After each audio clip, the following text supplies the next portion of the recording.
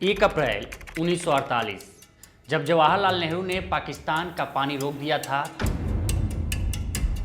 तब पाकिस्तान की 17 लाख एकड़ जमीन पर खेती बर्बाद हो गई थी और पाकिस्तान में पीने के पानी के लाले पड़ गए थे। तब काफ़ी मान मनोबल और विदेशी हस्तक्षेप के बाद भारत ने पाकिस्तान का पानी बहाल किया था। लेकिन एक बार फिर 77 साल बाद भारत ने पाकिस्तान का पानी रोकने का ऐलान कर दिया है। इसके पीछे वजह 22 अप्रैल को जम्मू कश्मीर के पहलगाम में हुए पाकिस्तान पोषित आतंकी हमले हैं, जिसमें निर्दोष 28 आम भारतीय मारे गए हैं। देश का हर नागरिक गम और गुस्से में है, पाकिस्तान के खिलाफ कड़ी से कड़ी कार्रवाई चाहता है।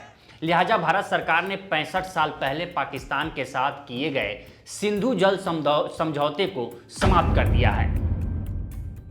कहा जा रहा है कि इस सिंधु जल समझौते के तहत पाकिस्तान इन नदियों का 80% पानी इस्तेमाल कर रहा था। अगर ये पानी रोक दिया गया तो पाकिस्तान बूंद बूंद के लिए तरस जाएगा, उसकी खेती डमाडोल हो जाएगी और अर्थव्यवस्था बेपटरी हो जाएगी। आज हम इस वीडियो के जरिए ये समझने की कोशिश करेंगे कि ये सिंधु जल समझौता है क्या, इस सिंधु जल समझौते के समाप्त होने से पाकिस्तान पर क्या असर पड़ेगा, और इसके साथ ये भी समझने की कोशिश करेंगे कि आखिर भारत ने इन नदियों का 80% पानी पाकिस्तान को क्यों दिया था और नेहरू के पास ऐसी क्या मजबूरी थी कि पाकिस्तान के साथ एक तरफा समझौता करना पड़ा था। नमस्कार, मैं उपेंद्र कुमार।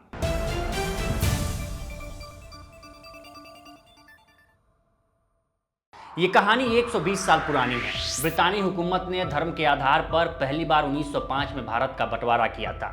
इस बंटवारे को बंगाल विभाजन का नाम दिया गया। बांटने वाला वायसराय लॉर्ड कर्जन था। इसके पीछे ब्रितानी हुकूमत की सोच थी कि मुसलमानों को हिंदुओं से अलग किया जाए और इनकी एकजुटता में धर्म के आधार पर फूट डाली जाए, लेकिन वो कामयाब नहीं हुए और 6 साल बाद 1911 में बंगाल विभाजन को रद्द करना पड़ा, क्योंकि इसका विरोध बड़े पैमाने पर एकजुट होकर हिंदू और मुसलमान दोनों ने मिलकर किया था। हालांकि ये विभाजन हिंदू और मुसलमानों पर एक गहरा प्रभाव भी छोड़ गया।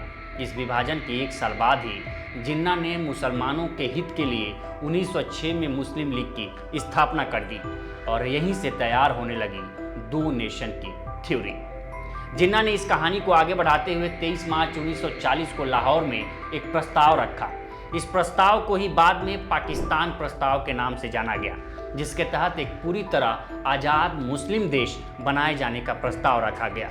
अंततः 15 अगस्त 1947 को दुनिया के नक्शे पर 2 देशों का जन्म हुआ, एक भारत और दूसरा पाकिस्तान। ये दोनों देश अभी कागजों पर ही बने थे, क्योंकि अभी संसाधनों का बंटवारा बाकी था।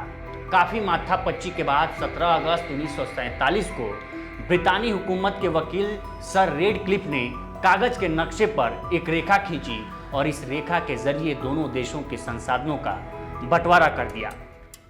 ये रेखा भारत और पाकिस्तान दोनों देशों की सीमा तय करती है। दोनों देशों के बीच जमीनों का बंटवारा तो हो गया, लेकिन नदियों के बंटवारे पर कोई समझौता नहीं हो सका। लिहाजा भारत से निकलकर पाकिस्तान जाने वाली नदियों के पानी पर टकराहट शुरू हो गई। ये नदियाँ सिंधु और उसकी सहायक 5 नदियाँ झेलम, ब्यास, सतलज, चिनाब और रावी थी। ब्रिटिश हुकूमत ने दोनों देशों का बंटवारा कुछ इस तरह से किया था कि सिंधु नदी घाटी भी 2 हिस्सों में विभाजित हो गई थी। ऊपरी हिस्सा भारत के कब्जे में, जबकि निचला तटवर्ती क्षेत्र पाकिस्तान के हिस्से में आया। पाकिस्तान के लिए खराब स्थिति ये रही कि रावी नदी पर बने माधोपुर सिंचाई हेडवर्क्स और सतलज नदी पर बने फिरोजपुर सिंचाई हेडवर्क्स, उसके दोनों महत्वपूर्ण सिंचाई हेडवर्क्स भारत के हिस्से में आ गए। इससे होकर मिलने वाले पानी के लिए पाकिस्तान पूरी तरह भारत पर निर्भर हो गया। इन नदियों के पानी के इस्तेमाल पर भारत पाकिस्तान के बीच टकराहट शुरू हो गई। इस टकराहट को दूर करने के लिए 1947 में भारत और पाक के इंजीनियरों के बीच स्टैंड स्टिल समझौता हुआ। इसके तहत 2 मुख्य नहरों के जरिए पाकिस्तान को पानी देने का समझौता हुआ।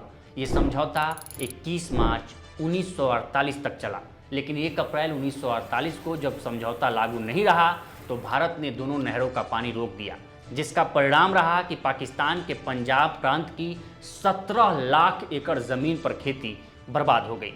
उस वक्त भारत के इस कदम के कई कारण बताए गए, जिसमें एक कारण था कि भारत कश्मीर के मुद्दे पर पाकिस्तान पर दबाव बनाना चाहता है। हालांकि बाद में भारत ने कई मुद्दों को ध्यान में रखते हुए पाकिस्तान का पानी बहाल कर दिया। इस बीच पाकिस्तान ने फिर से 1951 में भारत पर पाकिस्तानी गांवों की जलापूर्ति रोकने का आरोप लगाया और इस मामले को लेकर संयुक्त राष्ट्र से संपर्क किया। अमेरिका की ओरेगन स्टेट यूनिवर्सिटी की वेबसाइट पर सिंधु नदी के जल को लेकर भारत और पाकिस्तान के बीच विवाद पर एक केस स्टडी है। इस केस स्टडी में एरॉन वोल्फ और जोशुआ न्यूटन बताते हैं कि सिंधु नदी के पानी पर अध्ययन करने के लिए साल 1951 में प्रधानमंत्री नेहरू ने टेनेसी वैली अथॉरिटी के पूर्व प्रमुख डेविड लिलियंथल को भारत बुलाया था। लिलियंथल पाकिस्तान भी गए और वापस अमेरिका लौटकर उन्होंने सिंधु नदी के बंटवारे पर एक लेख लिखा।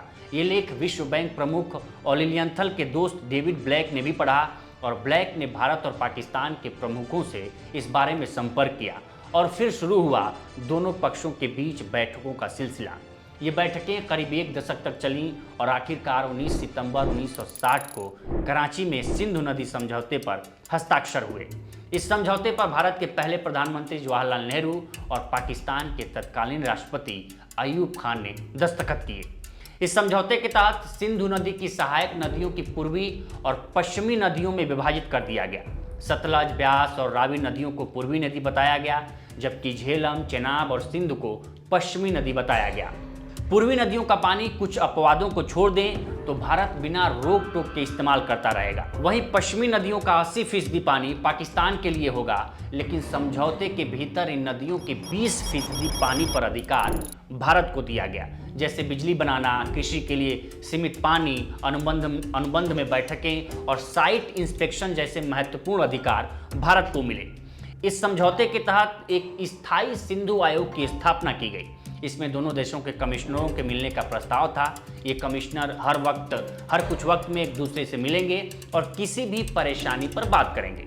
अगर कोई देश किसी प्रोजेक्ट पर काम करता है और दूसरे देश को इसकी डिजाइन पर आपत्ति है तो दूसरा देश उसका जवाब देगा। दोनों पक्षों की बैठकें होंगी। अगर आयोग समस्या का हल नहीं ढूंढ पाती है तो सरकारें उसे सुलझाने की कोशिश करेंगी। इसके अलावा समझौते में विवादों का हल ढूंढने के लिए तटस्थ विशेषज्ञ की मदद लेने या कोर्ट ऑफ आर्बिट्रेशन में जाने का भी रास्ता सुझाया गया है। तो ये तो रहा सिंधु नदी जल समझौते के पीछे की कहानी। लेकिन अब सवाल है कि अगर ये समझौता रद्द हो जाता है तो इसका असर क्या होगा।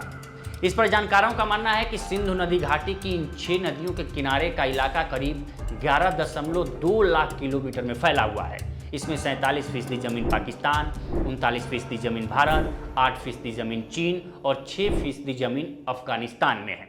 इन सभी देशों के करीब 30 करोड़ लोग इन इलाकों में रहते हैं। पाकिस्तान में खेती की 90% जमीन यानी 4.7 करोड़ एकड़ एरिया में सिंचाई के लिए पानी सिंधु नदी प्रणाली से ही मिलता है। पाकिस्तान की नेशनल इनकम में एग्रीकल्चर सेक्टर की हिस्सेदारी 23% है और इससे 68% ग्रामीण पाकिस्तानियों की जीविका चलती है। इसके साथ ही पाकिस्तान के मंगल और तारबेला हाइड्रो पावर डैम को पानी यहीं से मिलता है। इससे पाकिस्तान के बिजली उत्पादन में 30% से 5% तक की कमी आ सकती है। साथ ही औद्योगिक उत्पादन और रोजगार पर असर पड़ेगा। ऐसे में अगर ये समझौता रद्द होता है तो पाकिस्तान में आम लोगों के साथ साथ वहाँ की बेहाल अर्थव्यवस्था और बदतर हो सकती है। अब दूसरा सवाल ये पूछा जा रहा कि आखिर 65 साल पहले जवाहरलाल नेहरू के पास ऐसी क्या मजबूरी थी कि नदियों का 80% पानी पाकिस्तान को देने के लिए राजी हो गए।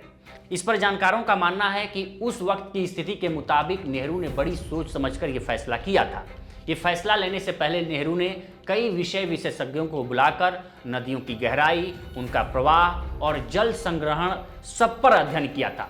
दूसरी बात ये थी कि भारत अभी नया मुल्क बना था, उसके पास कोई इंफ्रास्ट्रक्चर नहीं था कि इन नदियों के पानी को रोक सके। अगर कोशिश भी होती तो भारत के कई इलाकों में बाढ़ आ सकती थी जो ज़्यादा नुकसानदेह था। जानकारों का मानना है कि आज भी मोदी सरकार ने भले ही समझौते से बाहर निकलने का फैसला ले लिया हो, लेकिन आज़ादी के 78 साल बाद भी भारत के पास इंफ्रास्ट्रक्चर नहीं है कि वो इन नदियों का पानी रोक सके। दूसरी बात यह है कि चीन से निकलने वाली ऐसी कई नदियां हैं जो भारत में आती हैं। अगर चीन भी उन समझौते से बाहर निकलने का फैसला करता है तो फिर भारत किस तरह से तैयार है, इसके भी उपाय भारत को ढूंढने होंगे।